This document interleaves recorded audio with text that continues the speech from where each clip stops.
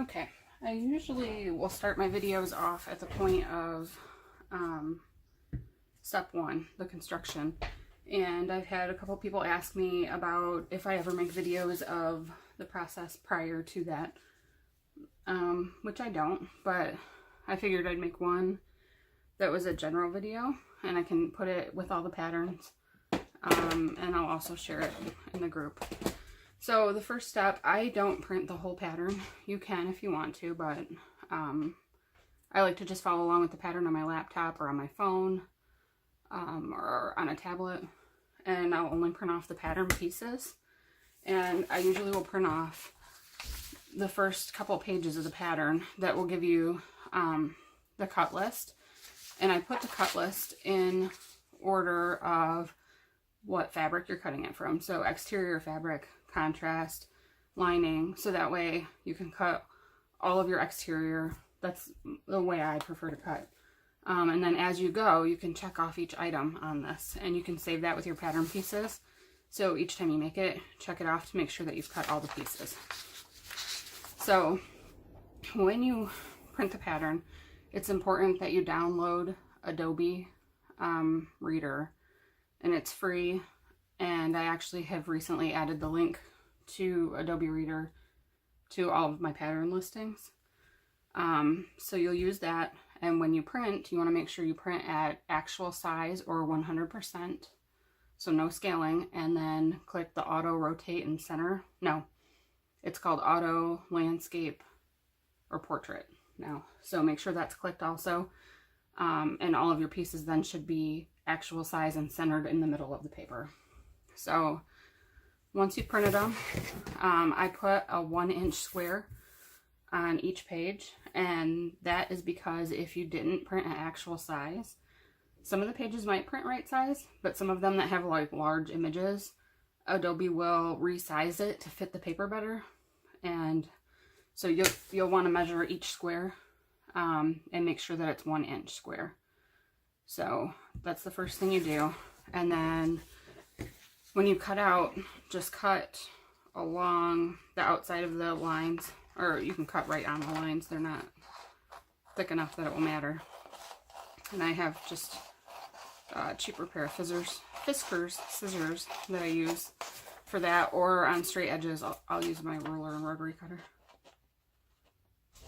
This is hard to cut away from my body.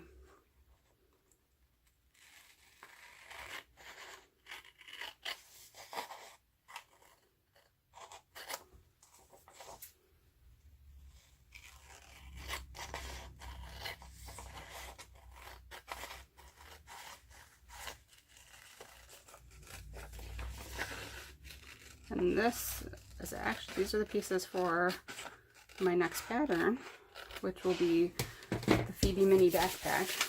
And it's in testing right now.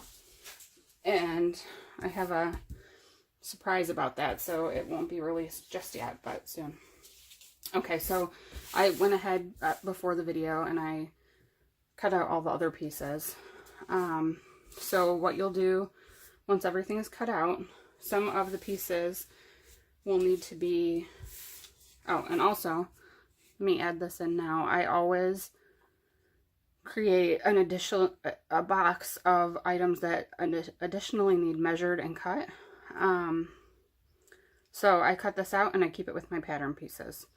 And then this lists any other pieces that will need to be cut that there aren't pattern pieces for, which are just always rectangular pieces. So I just hang on to that. So find any pieces now that have the letters on them, because those are ones that will need to be taped together.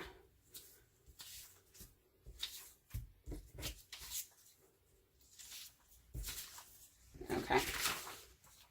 So to tape the pieces, you'll find both pieces that have the matching letter.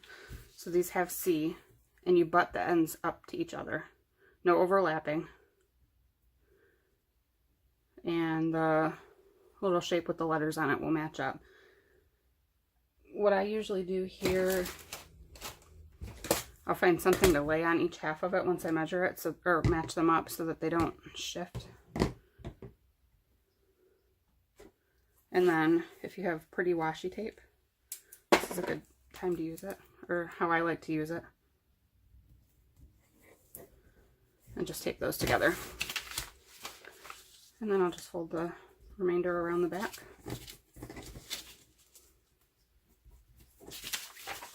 Okay, and you do that with each one, and you just match up the same letters. So D and D, C and C. Every pattern won't have pieces that need to be matched, but every one that does, it's the same process to do it.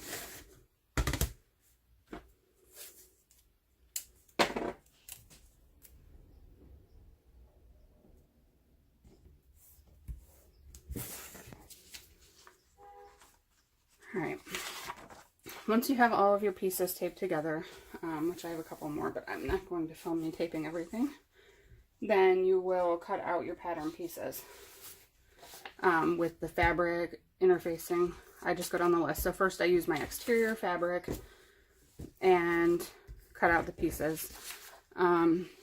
Pieces are cut on fold, which they'll say, and let me find this pattern piece. Okay, so if it has the fold here, you want to fold your fabric and place that edge along the fold. So let me lay this fabric out and cut the piece. You can do it a number of ways. I use my rotary cutter. I know a lot of people don't like rotary cutters. And that's just a personal preference. Oops. So let's see which way I want this fabric to go.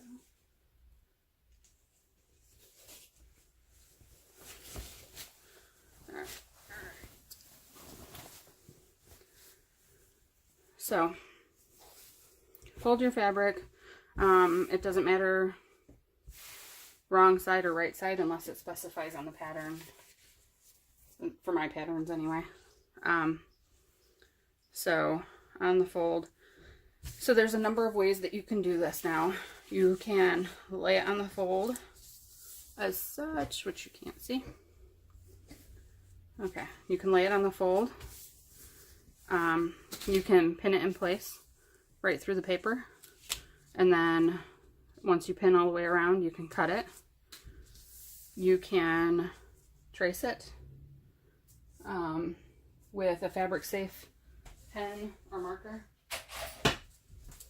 I use these a lot. If it's a friction pen, it erases with heat, but only in a location that won't end up showing on the exterior lining of the bag, because in cold temperature it will show back up. So you can use that to trace around this and cut that out, or you can lay your fabric flat, trace around this, and then flip it over and trace the other side, and you have the full pattern piece. I like to lay it on and then use my rotary cutter.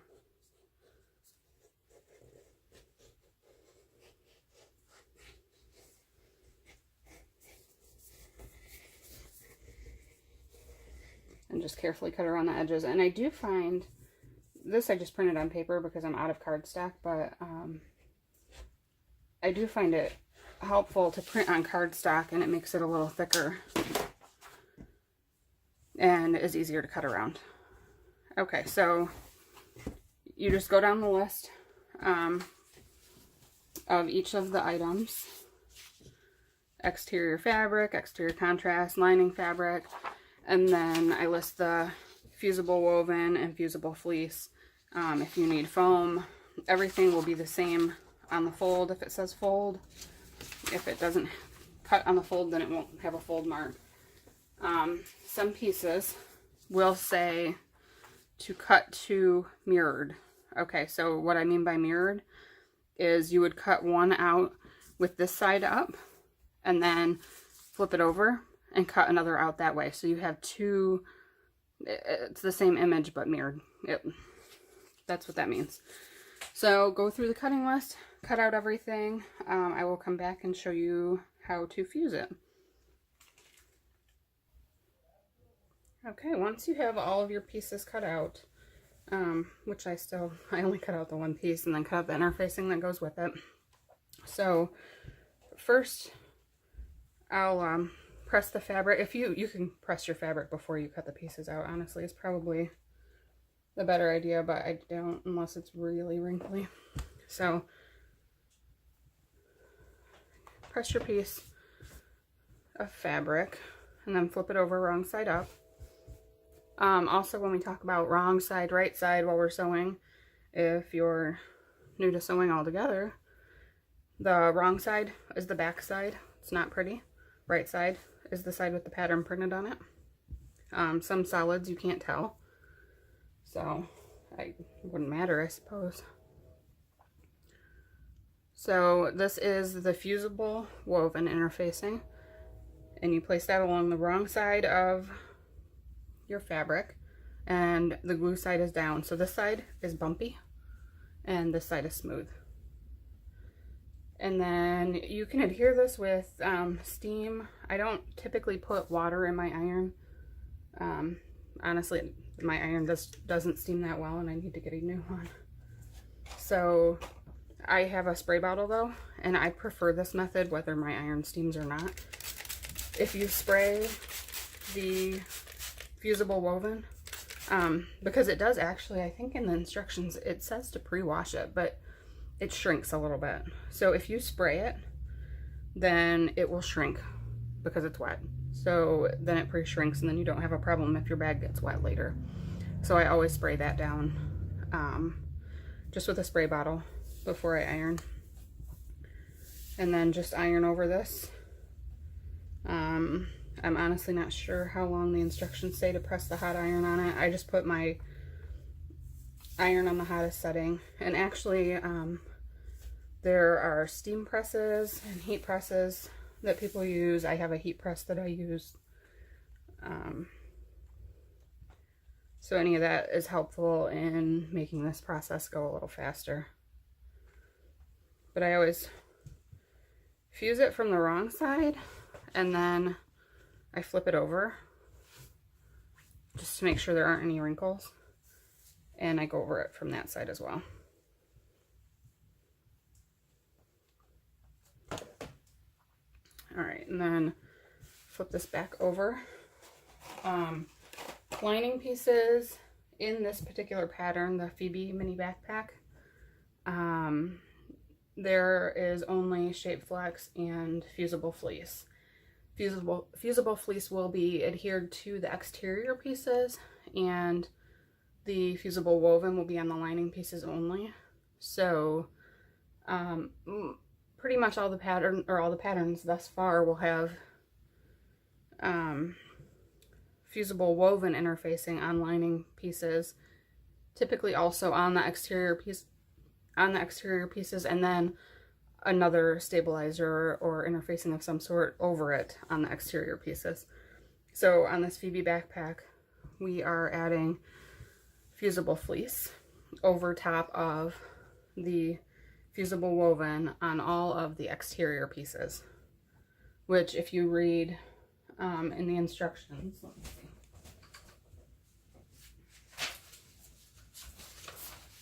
It says to fuse the fusible fleece over the fusible woven interfacing on the wrong side of the exterior main panel, front pocket back, exterior front pocket panel, front top panel, exterior gusset bottom, exterior gusset top, and both exterior pocket side panels.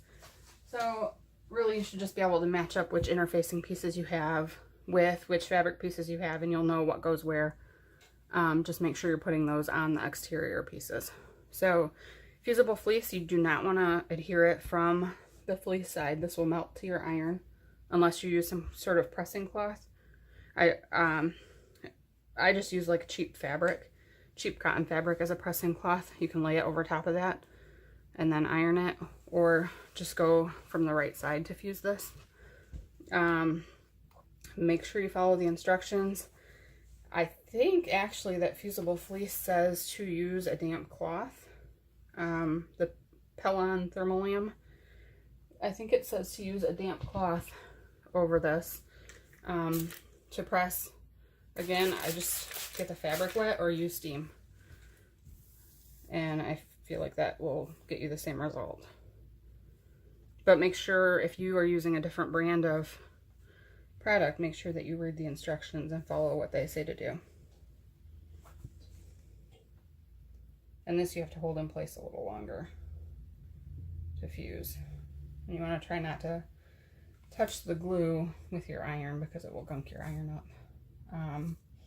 Which is where a pressing cloth comes in handy as well. So if we're making a particular pattern that calls for foam interfacing, you would iron the use the iron to adhere the woven interfacing to the pieces, and then cut those pieces out of foam as well. And then you will just place the foam on the wrong side of the fabric and go to your sewing machine and do a zigzag stitch all the way around. Or I found that you can use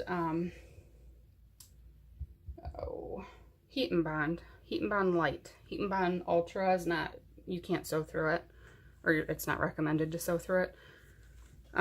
So if you use Heat and Bond Light, you can adhere that to the back of your fabric and then actually fuse your fabric to the foam. They make fusible foam. If that's what you like and it works out well for you, then go for that.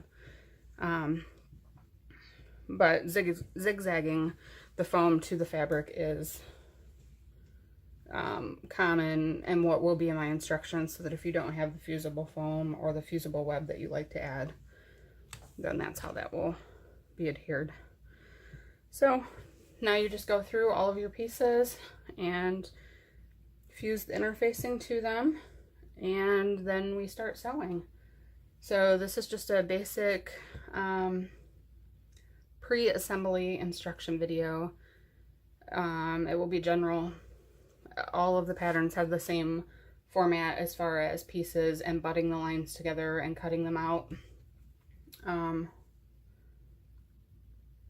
Yeah, I think that about covers that. If anybody has any other questions, anything I didn't go over here that happens before the step videos start, let me know in the comments. Let me know if there's anything else you'd like to see a video of that maybe I just assume people know but they don't, or something extra that you need help with. Let me know. Thanks for watching.